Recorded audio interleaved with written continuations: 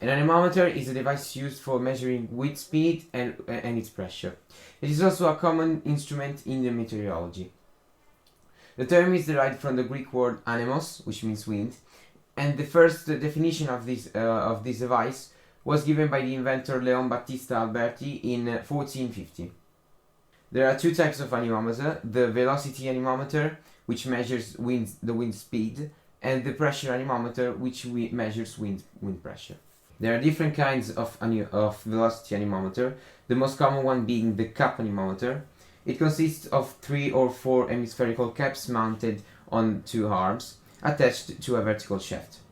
The wind flows horizontally through the caps, moving the shaft at a rate that is proportional to the wind speed. That's why it is even called rotational anemometer. Another form of velocity anemometer is the vane anemometer. Unlike the cap anemometer, it works on an horizontal axis and has a tail that moves depending on the direction of the wind. As the wind flows, the propeller moves, and the rev counter will measure the speed of the fan.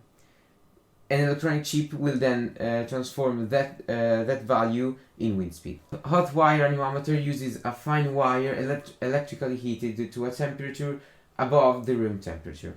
Air flowing past the wire cools the wire.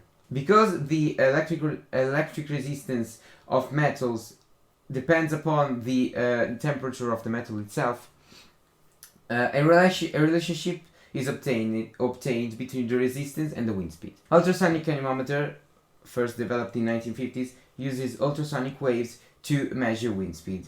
It measures wind velocity by the time of flight of sound pulses between transducers. Ultrasonic anemometers can measure wind speed in 3 directions.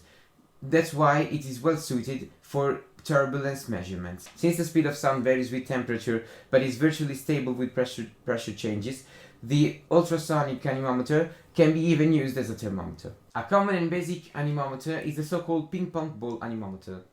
It consists of a ping pong ball attached to a string. When the wind blows horizontally, it moves the ball. Measuring the angle between the vertical and the string ball apparatus, we can estimate the wind speed. Other than velocity anemometers, there are even pressure anemometers, of which the most common is the plate anemometer. It consists of a flat plate which is kept normal to the wind by a wind vane. The pressure of the wind is balanced by a spring. The compression of the spring determines the force that the wind is exerting on the plate.